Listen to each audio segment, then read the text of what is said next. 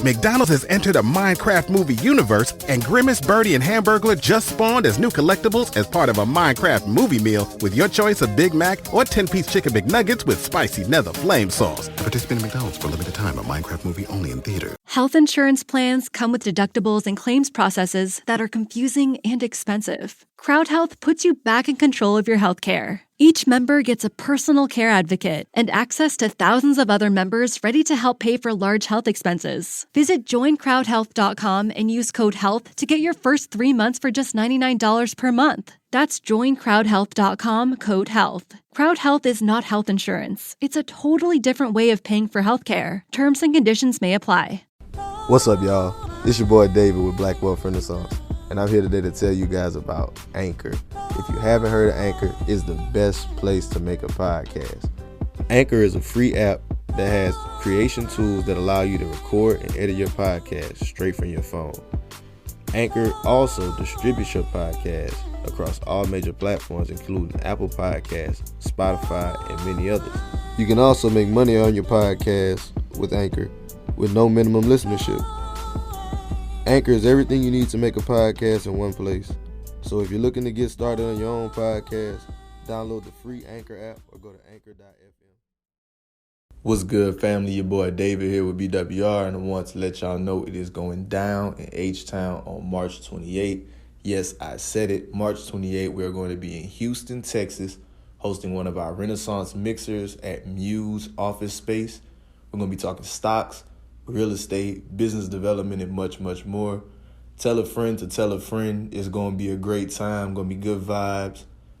Link for the tickets is down in the show notes. I hope you guys enjoy the episode. Peace. You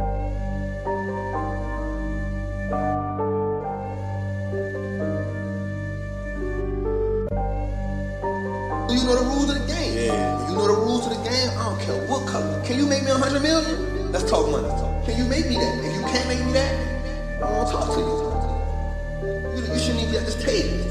Hey, I got money on my mind. I'm just trying to get some dough. I ain't picking up my line unless it's money on the phone. Gotta get it on the daily. All I want is dubs. You know what I'm on. I've been chasing after paper. All I know is run money marathon. Do 5 years of this and be a millionaire and go on do what I want to do, have kids, go live my chip and joy in the games life out here in Texas, or struggle for the next 10 years. The choice is yours. What's up, guys? Welcome to the Black Wealth Renaissance Podcast. Our goal of this podcast is to normalize black wealth and share helpful resources and tips we believe will be useful in attaining and maintaining generational wealth. Please feel free to rate and comment on our podcast. We would love to hear all feedback you have. Now, enjoy the show. Welcome, everybody, to another episode of the Black Wealth Renaissance Podcast. It's your boy David Bellard, 1/4 of the Black Wealth Renaissance, checking in with my co-host. Fellas, how y'all feeling? What's up, bro? It's your boy Jalen checking in. Glad to be here. What up? What up? How you doing, Jay? What's good, y'all? Man, shoot, I'm on my way to the house right now, about to get set up and everything. I'm running a little bit behind, but I'm excited for this podcast we got today. Yeah, bro. I think we all kind of excited, man. A little pre-podcast conversation definitely got us excited for this. Real quick, before we get into it, our boy Kelly can't be here with us right now. He got tied up, but we are super excited for our guest that we have again today, guys. We have us a serial entrepreneur and investor up out of Delaware. It all started on the page once again, out of DM, man. Out of DM. So y'all get at us, but we got a real special brother who's been doing some dope things that we didn't even know about up until we had this pre-conversation. So without further ado, I'm going to welcome our guest, Mr. Pedro Moore. How you doing, bro? I'm doing great. Gentlemen, again, thank you so much for having me. A chance to talk about what I do. I've been following you guys for some time. Also, you are absolutely right. Thank you for the DM, because that helped me expose my particular brand through you guys' platform. So I appreciate that promotion opportunity. No problem, bro. We thank you that we was able to connect. And now we're here on the podcast, and we just learned some good things off camera, so we can't wait to actually share it with the people. And can we just get you to start off the podcast just by introducing yourself to the guests and the listeners and let them know, hey, some of the things that you have done, and then we'll get to what you're doing now after that. Sure. As it was mentioned, my name is Pedro Moore. I'm out of Delaware, born and raised. For those that are not familiar with Delaware, never heard of really Delaware, it's about 30 minutes south of Philly. As was mentioned, I'm a serial entrepreneur and a venture capitalist where graduated from University of Delaware, majored in marketing management, founded the Entrepreneurship Club at University of Delaware when I was a student there. So I made a little history there. Co-founded Delaware's first co-working space back in 2009 with a couple other friends. It was called the Coin Loft. And then I think it was maybe 2010, I got into the venture capital industry where I was with this firm where we invested in the first institutional round of funding for a tech startup, which was their Series A round. And there was actually two funds there. So each fund was around about, I think about $11-12 million we had under management. And our portfolio probably got big as up to like 12 companies. And so we invested probably about $250,000 to $500,000, sometimes $750,000 if we really was excited about the company, into that particular company. We mainly focused on B2B software solutions in that Mid-Atlantic region. And then while I was there, I started this one company, which is how we all got connected through Bump and Play, which is, again, Delaware's first bubble soccer company. And that was basically, I just wanted to do another stream of income. And it was a vehicle, because I'm a big kid. I love doing adventurous things. And I figured avoiding the market, I figured, how can I have fun and make some money too? So I started that endeavor as a way to kind of build some cash flow for my household. And the rest is history. When I did start another company, it hasn't launched yet. We're still building it out. It's called Fund and Fuel, which is the first platform to allow anyone to own franchises for a minimum of $1,000. So we're still working on that platform to launch. But I did win Black Tech Connect, Black Enterprise pitch competition, I think last year around this time. It was out in San Francisco, their pitch competition for Black Enterprise, or Black Connect. But anyway, that's a little bit about my background. Hey, man, that's amazing. Definitely some great things out of there that we could definitely talk about. So let's go back to your college days, bro. You say, you Sure. started the Entrepreneur Club. What was your major whenever you went to college? Sure. A lot of people think it's finance because I do a lot of investing. Because even I studied marketing and management. I got a BS in marketing management, so I was a double major. But I was always passionate about entrepreneurship. I tried to start some endeavors in college. They didn't really work out. But that entrepreneurship club that I started, I saw a void in the market where, one, I said, how everybody in college, they always want to join like some kind of student club for their resume. You'd be a vice president or president. I was like, well, how can I be better than a president, right? What's better than a president? I said, if I'm actually the founder of an organization. And that's when I saw that with entrepreneurship being my passion. At the time, University of Delaware was a predominantly white school. So that's another reason why I was excited about it, because I kind of made history at a predominantly white school. I started a student club, which still is run today. I'm graduated. I'm not sure you guys' age, but I graduated back in 2006. And that club is still existing today. And I don't get credit for it, but I at least tell myself, even though I may not get credit for it, but I believe I helped plant the seed for the movement on entrepreneurship at this predominantly white school, University of Delaware, because now they have this new program, which I'm also a student startup mentor there too. It's called Horn Program. They raised like $3 million and some change to help foster entrepreneurship for students there. To the point where they got this one amazing program where they pay students during the summer to work on their own startup. I've never seen a program like that. But I started that club because I figured that various disciplines, whether you're in business, whether you're in fashion, engineer, in entrepreneurship, those two worlds can collide, right? You can have a business person, an engineer, build a tech company. But at the time, those two schools did not talk to each other well. And that club was designed to allow students from those various schools to have at least a common area where they can come together to share ideas to eventually maybe come up with something together. So anyway, that's a little bit of my background about my education background. Man, that's beautiful, because in a lot of the school systems, entrepreneurship is not touched on, because we had a podcast where we done way back when we first started, and we kind of went over how school really just teaches you how to be a worker bee. School teaches you how to say, graduate and go get a job. But the fact that you were able to recognize that void and say, you know what, there are some people who's going to start some businesses, but there are some worker bees. If we put these two together, they could create a company where that worker bee wouldn't technically have to work from the ground up. They could create a company with this entrepreneur. So that's beautiful. Absolutely. Absolutely. 100% correct. And I think you hit it spot on, because as you guys know, anything in entrepreneurship, you got to be a worker bee. You got to put in the work. And some schools do not really help push that. I do think some schools are improving, are trying to do better and, promote entrepreneurship. But there's still a lot of other schools that are not doing that. And especially for our people, we got to have on our resume, we got to at least have something on there. I mean, we can be a doctor, but we also got to have another endeavor on there as well. So I believe all of us have to have some kind of entrepreneurial background, even small or big. McDonald's has entered a Minecraft movie universe, and Grimace, Birdie, and Hamburglar just spawned as new collectibles as part of a Minecraft movie meal with your choice of Big Mac or 10-piece chicken McNuggets with spicy nether flame sauce. Participate in McDonald's for a limited time. A Minecraft movie only in theater. Yeah. So, Pedro, with your passion for entrepreneurship and having this marketing degree, I'm wondering, what was that pivot like into the world of venture? Like, how did you find your way from graduation to venture? Oh, good question. So my dad got me into stocks early on. And so I always liked money. I was that kid that was growing up, was trying to sell you something.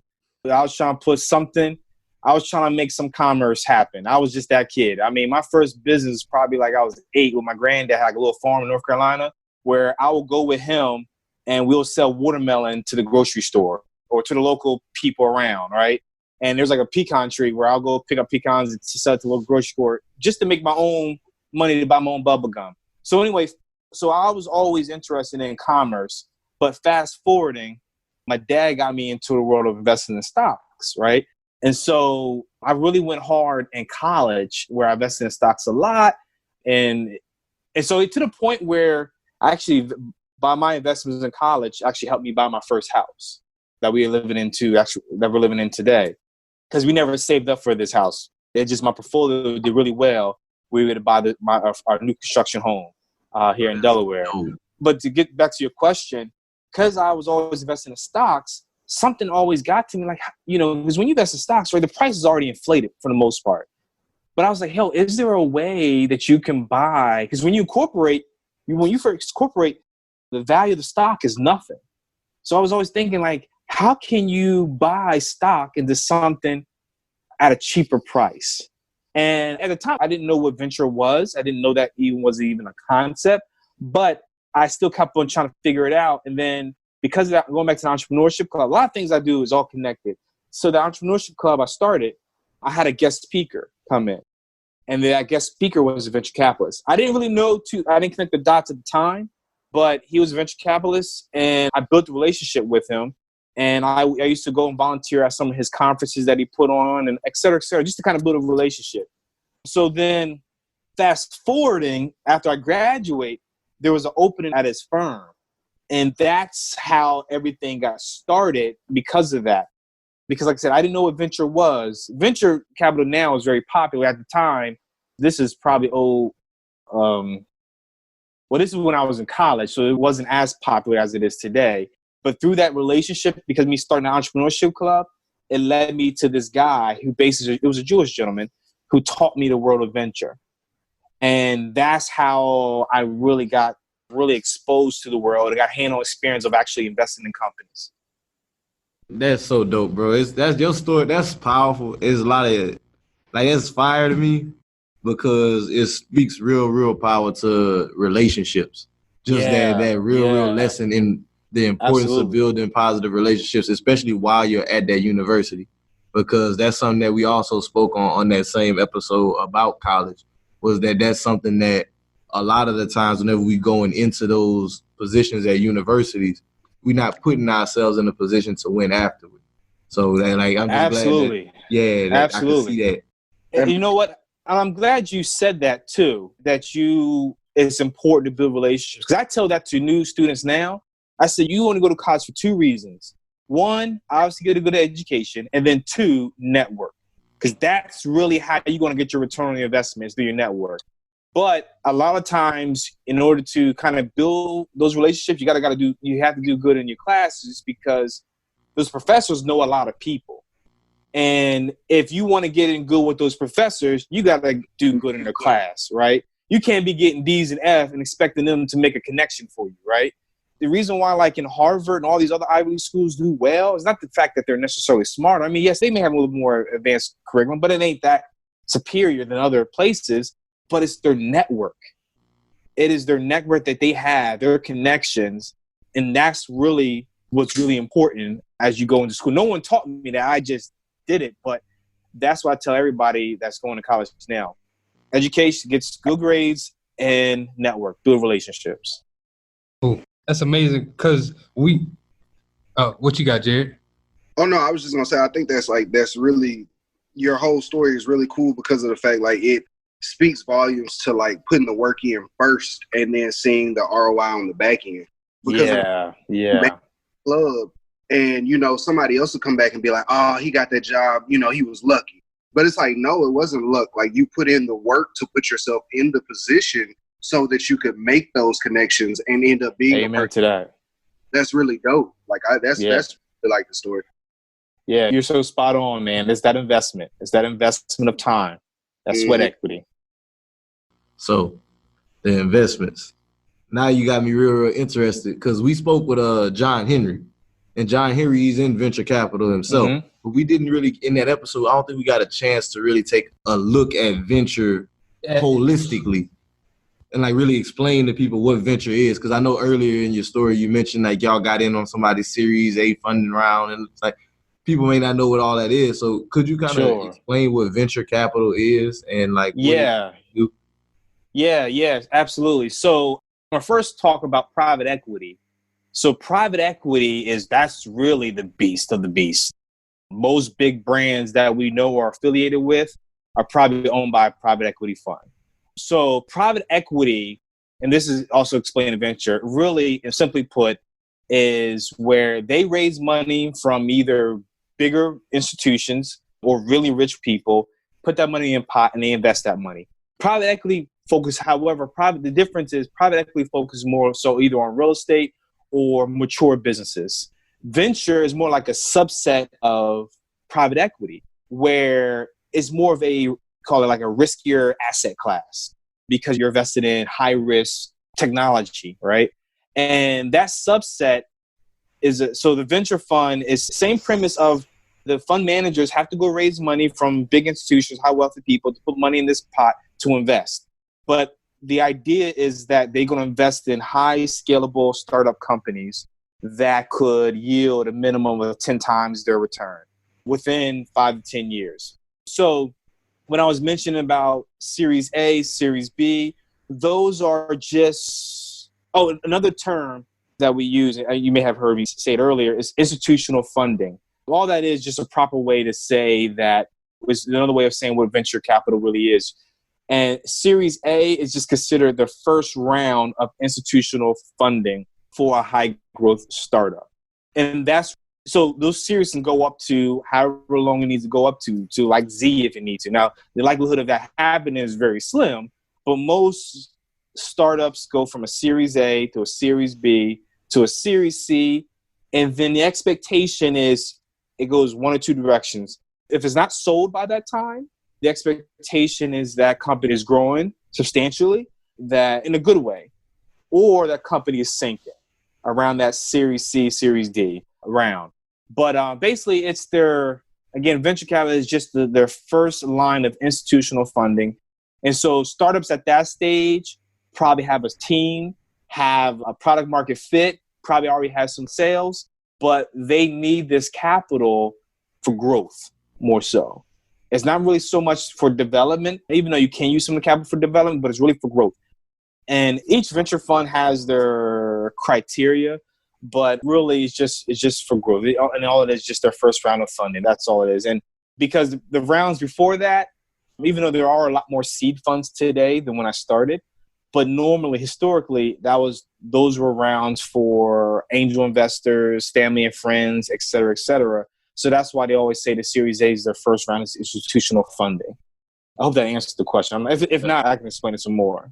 You answered it pretty well for me, and I'm getting it. So a seed round would be like, these are the people I know that have money in my circle, and they're the ones that are invested in here for the initial stakes in the company. And then the Series A would be like, we're privately owned, but we're taking money from the venture capitalist people that do this for a living now. Kind of. Yeah. Yes. But also too, you said something about private. Well, you're going to be private the entire time. The only time you go public is if you do something like Uber. Where and if I don't know how many rounds they did, but remember I was saying about the Series A, they probably to I don't even know, GF or whatever rounds they get all the way up to. But so typically, if let's just say y'all two just start a business, you all put your own money in there, then you get to a certain stage, you might need to tap some family and friends to get some things going. But now what has happened, we call it the seed round. Those rounds have become a little bit more sophisticated and a lot more popular because a lot of, I think, venture funds are not investing as much. I'm trying to figure out what happened because, but I mean, that's besides the point. But so there's a lot more seed rounds in which there can be seed funds, and these funds probably like $5 million or less. And in those check sizes per fund might be around $20,000 to $50,000. And in those rounds where you probably have a product, you probably have some minimal traction. Maybe you have your, first 1 or 2 customers maybe, but you do have a solid team. And that's typically where the C rounds kind of played a part. And again, when venture comes into play, it's where, okay, you got things going, you know where you need to go. You got a squad, you just need to scale. And that scale might mean you need to hire a couple key people so that way you can kind of expand your reach a little bit further in the market, maybe do some product development, maybe a little bit of marketing too. But it really just, the emphasis is to really scale. You will know if you're ready for venture. Most people that I come in contact with that wants to raise money, they're not ready for a Series A round. So that's why, especially for our people, some of our people, I don't even bring that up. I'm like, that's not a conversation you really want to have. Because the worst thing you can do is go to a VC way too early, and you kind of kill your credibility if you pitch to them way too early. So I had a question with that, because you mentioned those qualifications earlier and kind of what y'all look for. I'm sorry to interrupt, but good. What are those qualifications, or what if I was somebody and I'm trying to build up my business so that I can go to a venture capital firm, what should I have already? Sure. Well, one, if you were like a real person, I know you're just asking this question as a hypothetical, but if that was a real question, I'll already say that you too early and you shouldn't be even trying to learn that. That's a conversation I wouldn't even, I would recommend don't even worry about that right now.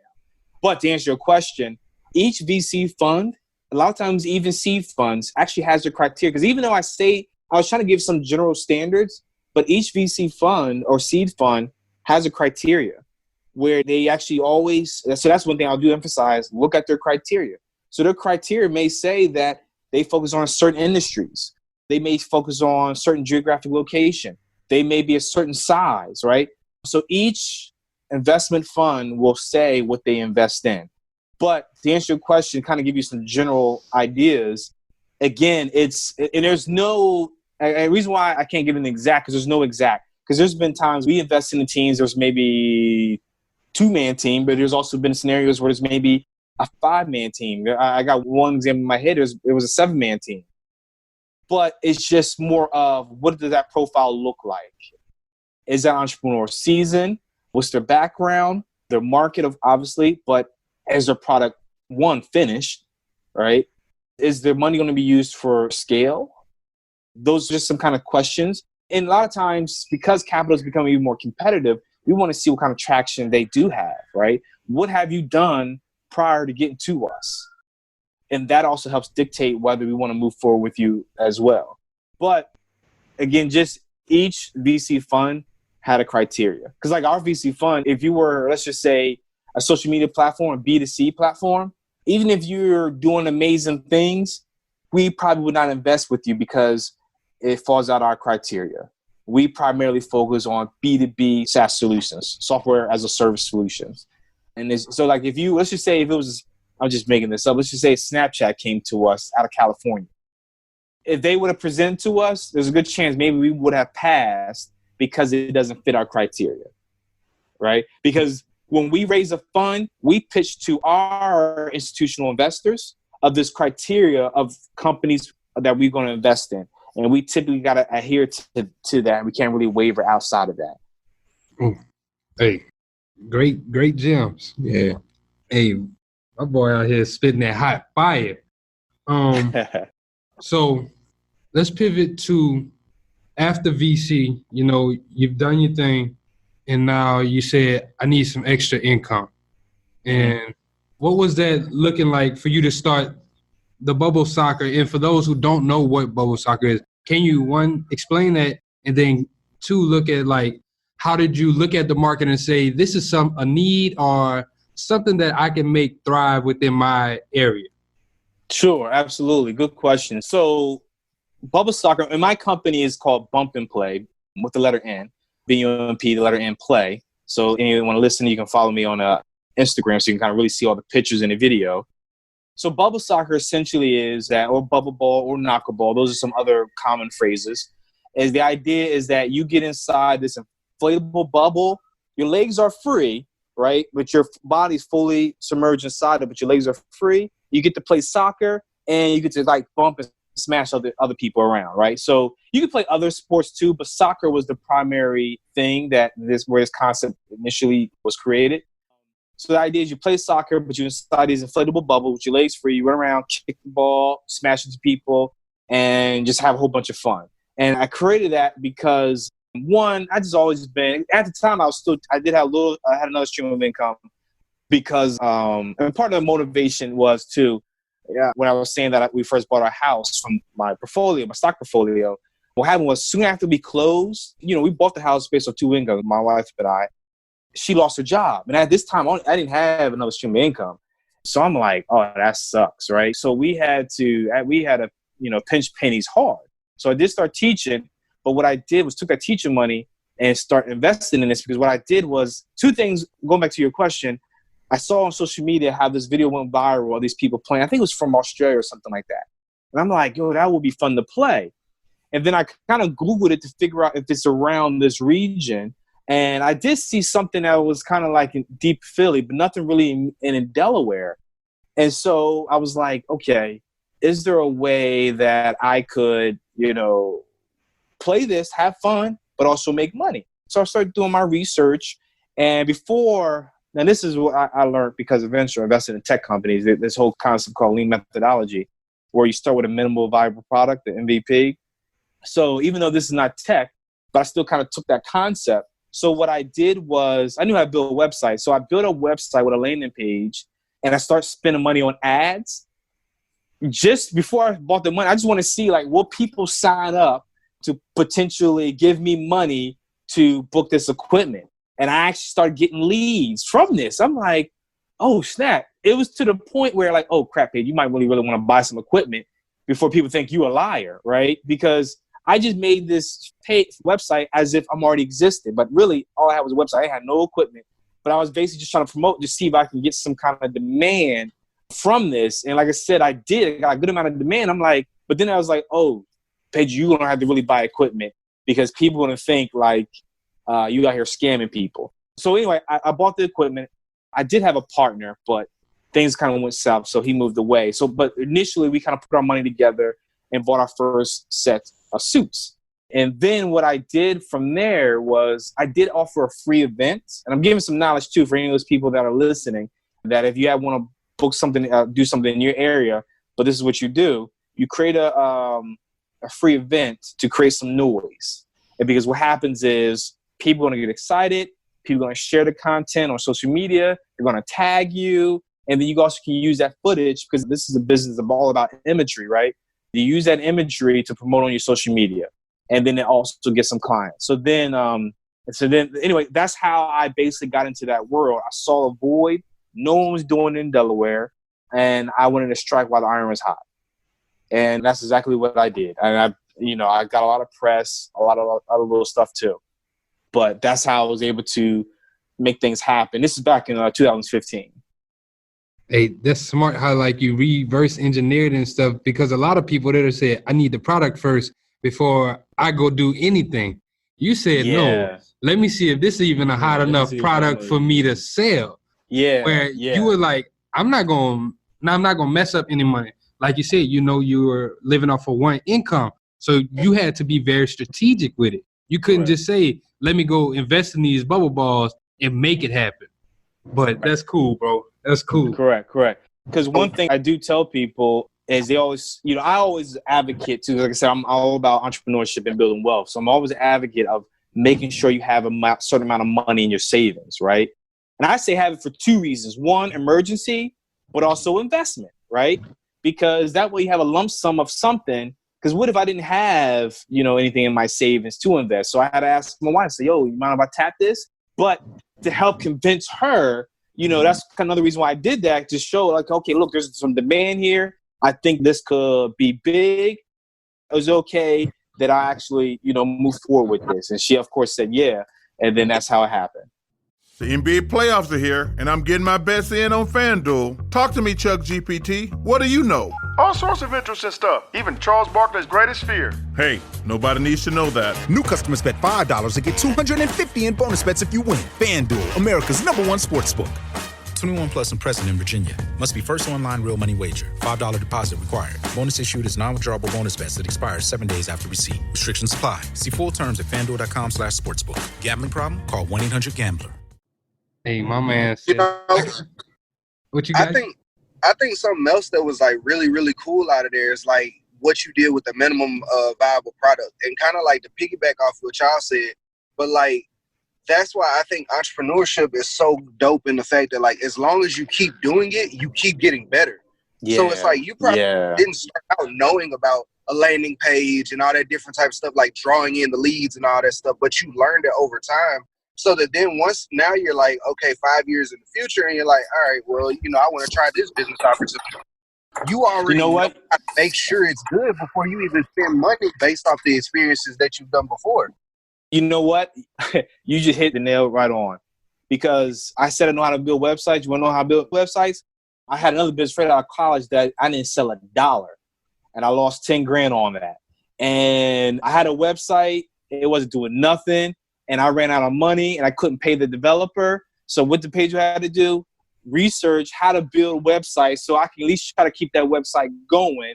And so through that experience, that was a costly loss. But basically you could say that I paid $10,000 to learn how to build a website indirectly, right? Because I invested in the business didn't pan out, and that's how much I lost. But in that experience, I learned how to build websites.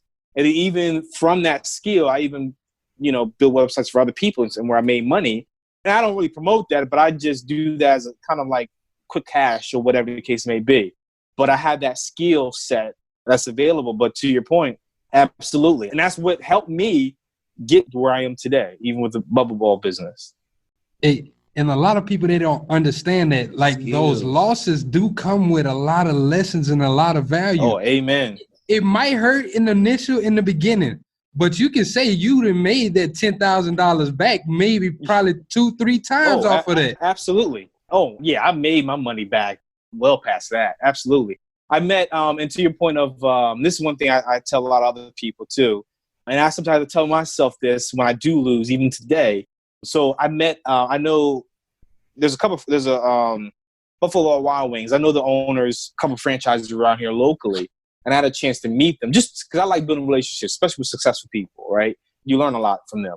Yeah. And one thing he said, I like the way he used it. He said failure is called tuition, right? Because when you go to college, you pay them tuition to learn.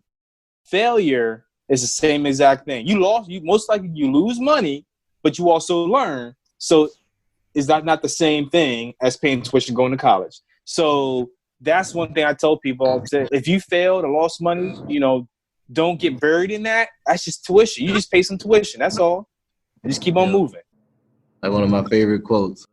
Never let a win get to your head. Never let a loss get to your heart. Oh, I like that.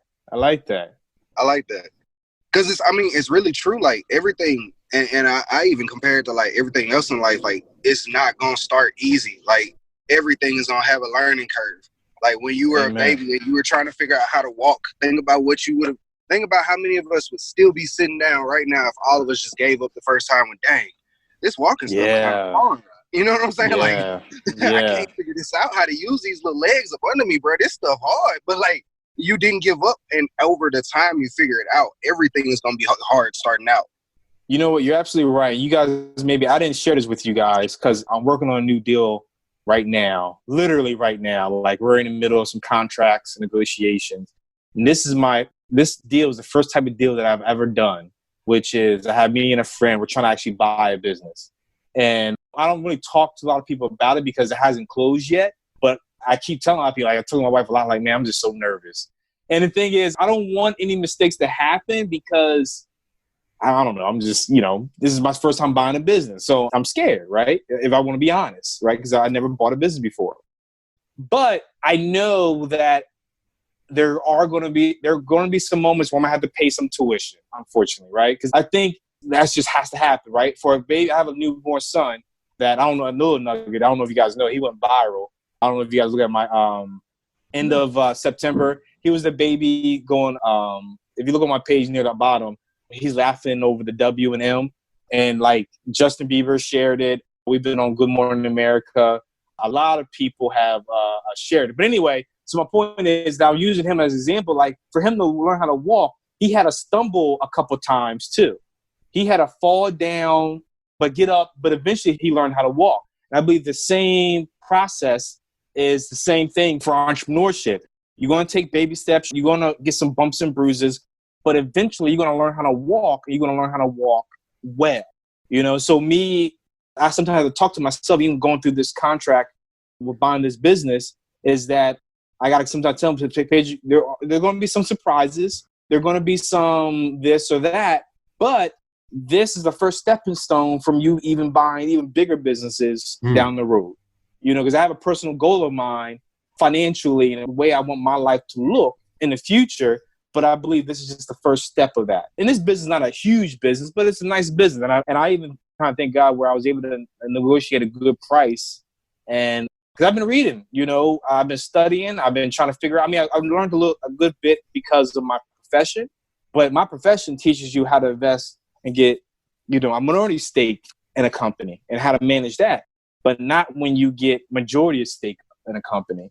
And so, but anyway, my point is that there's going to be some learning curves I'm probably going to experience going through this, but I believe that it's going to help me become even better buying even more companies later on. Hey, I appreciate you sharing that, brother. Yeah, because I do too. People need to know that folks don't have it figured out. Like that you figure it out. So you're learning. Like people think, oh shoot, I'm learning, man. I'm too far behind. No, it's always good to learn. You always going. Absolutely. I mean, you never stop learning. You never stop learning. And then one thing I always do is like my Rolodex of successful people is very strong. I know a lot of millionaires. I don't know any billionaires, but I know some people that, I mean, keep in mind, I'm not best of friends with them or anything like that, but I have their contact. I met them, had a chance to shake their hand, but I know some a lot of wealthy people, and every chance I get, I try to at least get something out of them, a nugget or some kind of insight that I can use in my own personal life. And a matter of fact, that's one person told me about even kind of idea of buying businesses, learning from that, as a way to, as a side hustle, I would say. Because the business I'm buying, I'm not planning to work there day to day. This is just another stream of income. That's what that business is going to be for. I'm not trying to be there day to day. And that's a strategy that I learned from some other folks. I'm trying to be an owner investor, not an owner operator. Oh, hey, that's a bar right there, bro. That's a because most people don't think about that, especially nowadays. Because the craze of entrepreneurship, we don't really look at the whole side of it. Like, people think they being entrepreneurs to be business owners, but they be entrepreneurs to end up self-employed. Yeah, and that's not the goal. The goal is to create a stream of income that's going to pay you whether you work or not. Correct. Sit here and exchange all your time for money like you were doing on a job. Absolutely, right? That's one of the lessons from what Rich Dad Poor Dad, right? That cash flow quadrant. Yes, sir. Absolutely, yeah. That thing blessed my life. I tell you, that book. Man, that book is amazing, bro. That book is the reason why we're here with you today. Yeah. Yeah, absolutely. Absolutely. Yeah. So I know you had wanted to go back to. Oh yeah, I did have one thing. I was wondering because it's something that always did confuse me about venture. So how do the people that work in venture get paid? Because it seems to me that you're putting your money away for a long time. Yeah. Turnaround. So where does the kickback come in? Sure, great question. So each fund is typically have a lifespan of 10 years. Private equity, venture, et cetera, et cetera. So you make money two ways in venture. And the same thing with private equity. So you have this thing called a management fee and a carried interest. Management fee, that's how you get your pay. That's how you get your salary. So the idea is that typically it can range where it's 2%. The average is 2.5%. So let's just say you guys raise a $10 million fund, right? Mm-hmm. You guys are allowed to charge, just say you raise 2.5%. You are allowed to charge 2.5%. What is that? $250 a year, something like that. So the idea in theory is that you will get $250,000 a year for at least that 10 years. Now there are also some other clauses where sometimes it may not always be 10 years, maybe 5. And then the remaining part might be based on the capital that you invested. So it's based on the value of that. But just for simple terms, to answer your question, let's just say it's for straight 10 years. So in essence, you will get $250 a year for the next 10 years off that capital that you raised. So you first raised that $10 million and you pull down, you invoice that investment fund because there's two entities. There's a limited partnership where that's where all the capital goes to, where all your investors, your limited partners invested in that LP. And then you have this general partnership, which is basically the management company of that limited partnership. So the idea is that you raise $10 million in this limited partnership, and that limited partnership has to pay you $250,000 for the next 10 years. So that right there, that's the foundational pay of that gets you salaries, that gets you overhead, whatever amenities that you need to run the business. All right. So that's why they're able to invest and sit on that money for a long period of time because they're already getting paid. Their bills are paid. Right. But now, how do you get wealthy? There's two concepts. How do you get paid and how do you get wealthy? How do you get paid is the management fee. How do you get wealthy is that carried interest. So let's just say you invest. So you know your base amount is $10 million. So you, at the very least, got to be able to get back the minimum capital of $10 million to all the break even to $10 million, right? So let's just say you do in terms of your companies being sold off, right? In terms of making a profit. So you do well, you break even. So let's just say by year 5, you break even, where you're able to, things are going really well. You broke even already. So you already gave back all the capital for your limited partnership, the $10 million. So now what happens is anything after that amount, you split. So let's just say you bring in $20 million, right? It's an 80-20 split. So what's that? So let's do 10 million. I can do that better than in my head. So just say you bring in another $10 million, right? $8 million will go to those limited partners. $2 million will go to you. All right. The GP. All right. So again, if that was 20, that would be 16 million going to those limited partners. And then that would be 4 million coming to you. In addition to you getting that 250 every year. All right. So that's doing your job. So that's, yeah. So basically you can look at it as a performance fee. That carry interest is like that performance fee, a bonus for doing a good job. So the management fee is just what it is. You get that just to manage the asset, the bare minimum, right? And that's based off of how much you raise. The performance fee, that's more of an incentive to make sure that you find good companies. You know what I mean? It's like a salesperson getting a bonus check, a commission check for closing a deal, right? In essence, how the two ways you make money from venture or even private equity. You have a management fee that helps you get you a salary, and then a carry interest to help you get wealthy. Those are two concepts from that.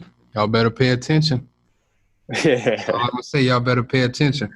They don't give you this game for free at college, I tell you that much. No, not at all. Not at all. Not at all. So is it our last section? Yeah. Okay. So we're gonna pivot to our last section. And our last section is what's on your timeline. So what's on your timeline is basically anything that you've seen on your timeline that you want to elaborate, or something that you just want to talk about. Yeah. Okay, sure. So the thing that I wanted to talk about was, because it's kind of been brewing in my spirit a little bit. It's been bothering me a little bit in terms of the misinformation of how to build wealth, especially for our people. Is that, so two things I saw. One, I saw a lady post a picture that says, hey, instead of buying, jewelry or toys or whatever for Christmas, buy your family LLCs. All right. I don't like that. And I'll explain why in a second. And then another guy, I'm not going to say their name, but another Instagram handle was sharing a video about this guy who's trying to say an LLC is not the best incorporation structure and trying to make you seem like you're an idiot if you have an LLC.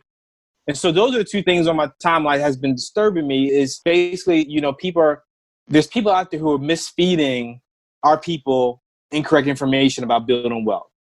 And the part that I'm upset about is that there's a lot of people who don't really know. So, and they're following these channels as a way to learn. And what's going to happen is they're going to do those things and get hit with fees. It's going to be a costly expense for them, unfortunately. So going back to my point about the LLCs is that a lot of people are talking about, just go ahead and just incorporate and get an LLC for this, for that. And it sounds good in theory. But LLCs are, you got to pay for that, right? There's fees associated with that. And if you don't have a real business, it's a waste of money. So the focus should be, and I think you guys mentioned it earlier, which is find the void in the marketplace. The focal point should be the investment or the business you start, not necessarily LLC. Don't just get so my bottom line is don't just get an LLC for just the sake of getting having an LLC. Like my bone plate business, that's the LLC. My fund and fuel company, that is a C corporation. And this new business that we're trying to purchase, that's going to be an LLC as well. But my point is that the LLC is, you don't do that just to get that, right? You cannot get wealthy just because you have an LLC. You should focus on what's the end product, which is, are you buying a business or are you launching a new business? Because even if you launch a new business, sometimes when I tell people, I'm like, don't just get an LLC right away. Just see if there's a market first. When I did that bone plate business and I did create a website, I didn't have an LLC at that moment, because I was trying to see, because again, that's another cost. I was trying to see if there's demand for the product first, and then if there was, then I'll go ahead and start doing all that. So my point is, though, if you're going to start a business, see if people are willing to even give you money, because if not, what's going to happen is, because it happened to me, lesson learned, I paid tuition on this, right? Just incorporating an LLC for the sake of it. I mean, having an LLC is not extremely expensive, but if you don't have a lot of cash flow right now, it could be a cost, because you got to pay, I don't know how it is in each state, but I know in Delaware, you got to pay annual franchise tax fees, which is going to be several $100s. You got to pay an accountant to do the filing for that. There's probably other little things you got to do as well, upkeeps. And so these are just fees that you're just giving to your local government just for the sake of having it. So my point is that focus on the product or service first. Validate that first. See if there's a market for that first, and then proceed if you need to actually have an LLC. Don't just get it.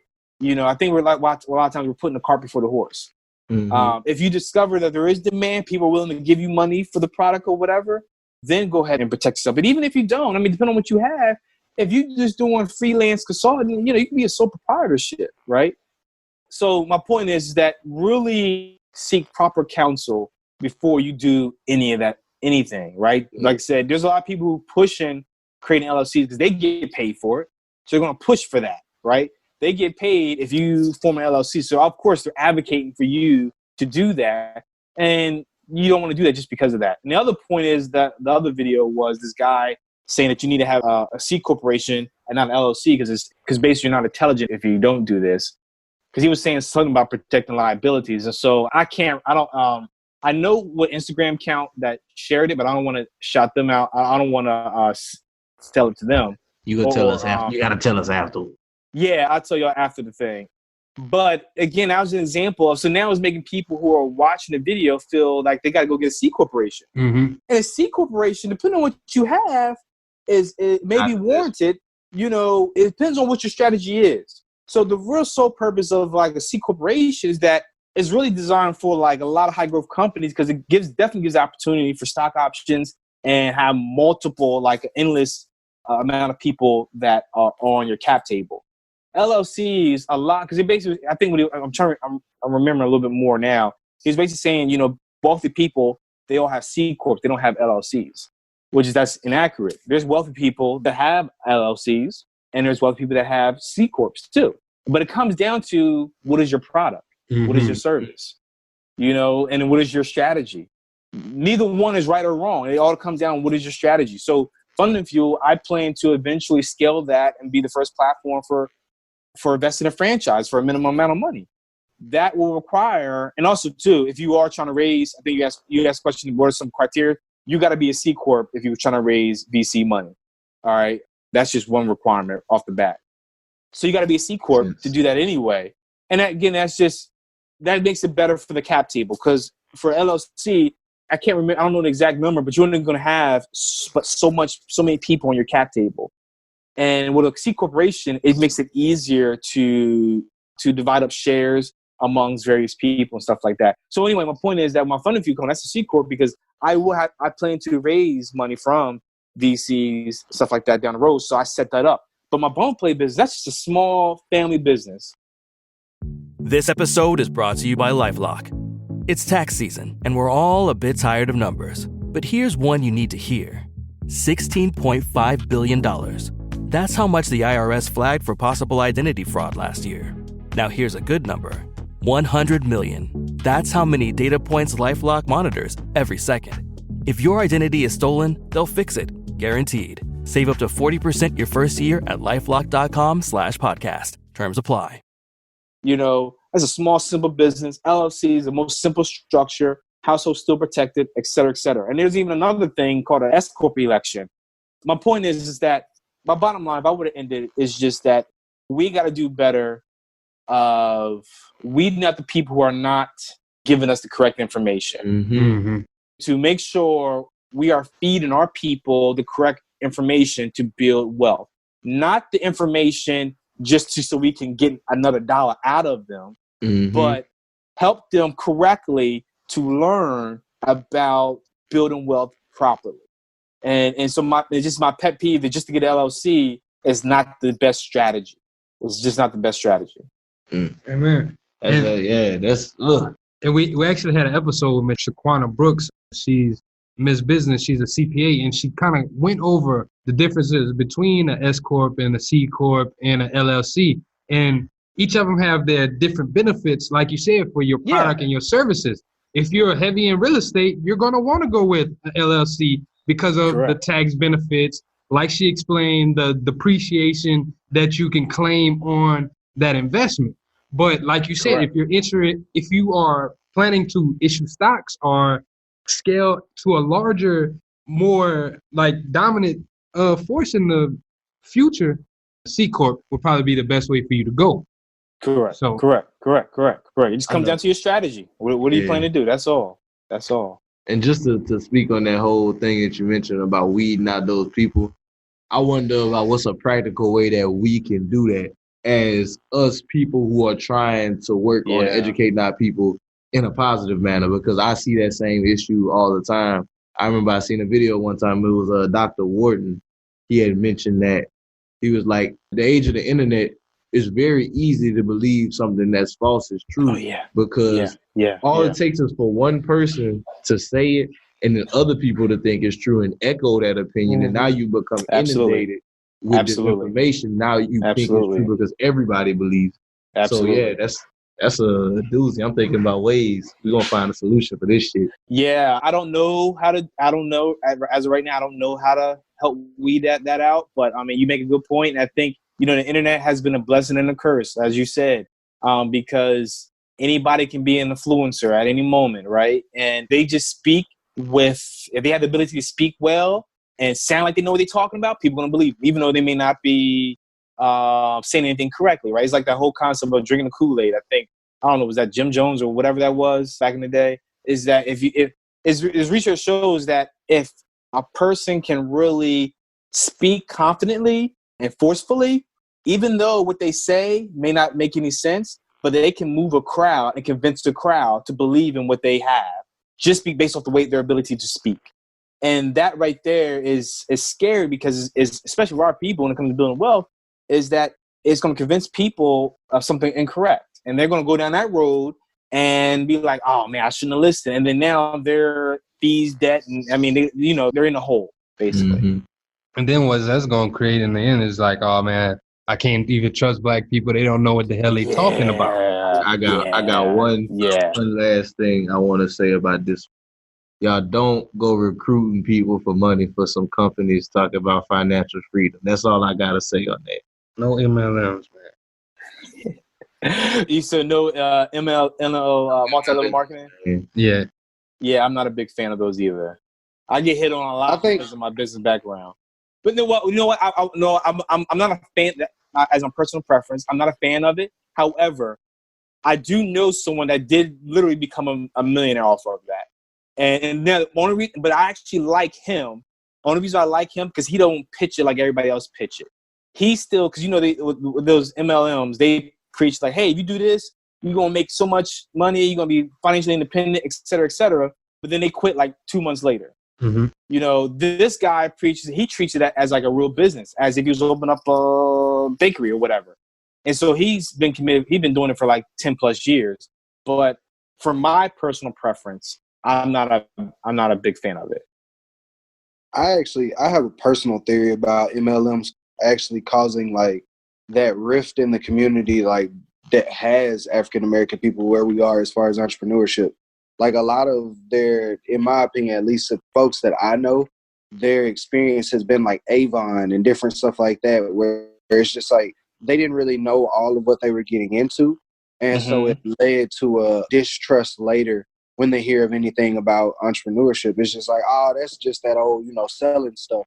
And it's like, that's not exactly what it is. You know what I mean? It's you just need to know what you're getting into. Yeah. For sure, bro. So we're gonna Pedro, can you plug in yourself where people can find you, find out more about you if they wanna learn about how to create the bump and play that you were teaching people about? Anything. Yeah. They need a website. Absolutely. Yeah. So my personal Instagram is Pedro, Pedro _more, Pedro _more. That's where you actually will just, if you go there, you'll find everything else. You'll see my company, Bump and Play. You'll see Fund the Fuel. You'll be able to connect with me on Instagram because I have my my email on there. I haven't built the website. So we go to the point of building an MVP. So that whole thing, I was trying to see if there was demand. Because long term, I was trying to see if I could build an online course for this and kind of automate it as a way to make money. Mm-hmm. I actually did, but I never promoted it. But then also I found out that too, lesson learned, I was trying to hustle. I found stock photos. I didn't get the licenses and stuff. So I realized I need to take all those down. Because there's also a note, there's algorithms. So I don't know if you guys do this or anyone listening, that if you steal an image off the media and use it in something, they have algorithms to find you. And if they find you, they're going to try to say, yo, you owe us money for this. That happened to me. Oh, wow. All right. So my online course, which was Bubble Ball University, I kind of shut it down because now I got to go rework all my online curriculum, because I kind of did do that. I never thought too much. I just took a Google image or whatever. There is a feature on there for Google Images to get the free license ones. I forget how to do that. Yeah, the royalty-free ones. But so that I'm just throwing that out there. So now I kind of came back out there and said, okay, what's my MVP for this? So now instead of me trying to go back out, rework the whole course, what if I could just offer some consultation and see if there's some demand for that? So that's the reason why, again, I got connected out with you guys. And I saw there was a lot of interest too. So I may be rebirthing that course. But anyway, personal Pedro _more. That's where you find all my contact for anything that you see, my profile. That way, and you feel free to DM me. I respond for any question that you may have. I like building relationships.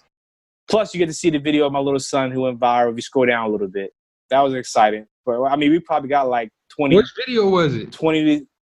Oh, it was. If you scroll down, it's a video. Because I got a couple of things now. It's a video where it's my little boy, and he is Let me see. He's laughing. You probably have to scroll down a good bit because I have a lot of stuff posted. So I have a post that says, do you see a post that says own companies and own land? If you scroll down, there's 3 posts to the left of that. That's the original video. Okay. Now that video itself doesn't have millions of views, but what people did, they reshared. Like Oprah, if you go, like the Shade Room shared it. And who else? People from, I'm forgetting that celebrity's name. Matter of fact, even Michael Epps, he did a video. I put that in my IGTV. He remade a video of it. So that video, Rex Chapman on Twitter, he shared it. I got 20 million views. 11 million views on Twitter alone. So that was probably my highlight because for this past fall, the fact that me and my son went viral. And like I said, we got an article on Good Morning America. My little guy's Instagram account, he went from 80 followers to like 3,500 followers in like 2 weeks. Wow. It's Winston T. Moore. So, but anyway, my thing is I'm all about advancing our people, how to build wealth. Of course, I'm trying to make, things happen for myself. So, but because of that video went out, I had a lot of DMs, especially for people that look like us, that ask questions about building wealth, investing in stocks, starting companies. And I had a chance to kind of drop a little gems for them, When I got into venture, my whole thing was like, I wanted our people to know about, not to say that you got to be in it, but at least know that here's another option. Here's another pathway, Now with me potentially buying this business, right, for the first time, now this is something else. I'm like, okay, could our people start buying businesses, right? Could that be? And the thing is, I think for me, and I believe a lot of other people think that, especially our people, like we don't even include buying a business because we feel like it's so expensive to do. But one guy told me, if you can buy a house, you can buy a business. Mm-hmm. And it's just a matter of breaking it down and learning about it. And like the deal I had with this one business about to buy is equivalent to the way I structured it in terms of cash payment out the pocket. It's equivalent to buying a car. Now, we still have to pay them on the back end through the business, but there's a lot of ways that you can do it to get in the door. And I'm just saying, like, okay, once I close this, because even after this, there's a couple more businesses I might want to see if we can buy. But after I do this, I want to tell our people, like, okay, here's another pathway we can build wealth. So we're getting better at real estate. We start to be familiar with tech startups. Could we start buying businesses? Mm-hmm. As another pathway. Building wealth. I love it. I love it. My boy, a whole Renaissance man out here for real. Man, we appreciate you so much, Pedro. You definitely came through, dropped some game. Taught us a lot about the VC world. Yeah, man. Get to see a lot of lessons from your journey on entrepreneurship, my brother. So yeah. Well, I appreciate you all having me, man. It's been a blessing. I appreciate it. Oh, no problem, bro. We get into some housekeeping real quick before we end the episode. No problem. Always shout out to all the listeners for continually, the constant support. The podcast has been doing really, really well, constantly growing. We're doing our best to continue moving and passing on these tools and resources to the people. Y'all make sure y'all go to blackwealthrenaissance.com, our website, where we have a lot of tools and resources for you guys, from free tools like calculators, like mortgage calculators, debt to income calculators, all these things, realtor directories, CPA directories. We have courses on just about everything. Yeah, just about anything. Might get the bump and play course up here soon if y'all don't know what's going on with that, Jalen. Yeah, we pretty much covered a lot that we wanted to talk about. Also, our Investor Summit 2020, Chicago. Y'all be on the lookout for it. It's going to be amazing. We just can't wait to really release everything for you guys. Y'all, also, we thank everybody who are our Patreons for constantly rocking with us and constantly signing up. Have we got any new Patreons since then? We did get a new patron since Alex, I believe. I'm going to let David find her. We got to be better. Oh, we got a new patron. Yeah, shout out to Colston Nelson. Colston, yeah. Shout out to you, Colston. Hey, appreciate it. Y'all join the Patreon. You can get all of the newest podcasts way ahead of time. You also get to, it's a way for you to support us. We're going around, we're starting to go to colleges to start speaking. We're starting to do more things in the community. So the Patreon is just a way for you to help support us, support the community, honestly. So y'all join the Patreon. It's patreon.com/THEBWR. That's patreon.com/THEBWR. My boy start popping up out of nowhere. Give y'all that. That's called pressure. Yeah. Well, with that being said, man, this Black Wealth Renaissance signing out. Peace. Peace. Hey, I got money on my mind. I'm just trying to get some dough. I ain't picking up my line unless it's money on the phone. Gotta get it on the daily. All I want is dubs. You know what I'm on. I've been chasing after paper. All I know is run money marathons. I got money on my mind. I'm just trying to get some dough. I ain't picking up my line unless it's money on the phone. Gotta get it on the daily. All I want is dubs. You know what I'm on. I've been chasing after paper. All I know is run money marathons. Health insurance plans come with deductibles and claims processes that are confusing and expensive. Crowd Health puts you back in control of your health care. Each member gets a personal care advocate and access to thousands of other members ready to help pay for large health expenses. Visit joincrowdhealth.com and use code HEALTH to get your first 3 months for just $99 per month. That's joincrowdhealth.com, code HEALTH. Crowd Health is not health insurance. It's a totally different way of paying for healthcare. Terms and conditions may apply. McDonald's has entered a Minecraft movie universe, and Grimace, Birdie, and Hamburglar just spawned as new collectibles in the overworld. Now for a limited time, you can get one of 6 McDonald's collectibles when you order a Minecraft movie meal. With your choice of Big Mac or 10-piece chicken McNuggets with spicy nether flame sauce. Available now in a biome near you. Oh, and at your local McDonald's. At participating McDonald's for a limited time. A Minecraft movie only in theaters.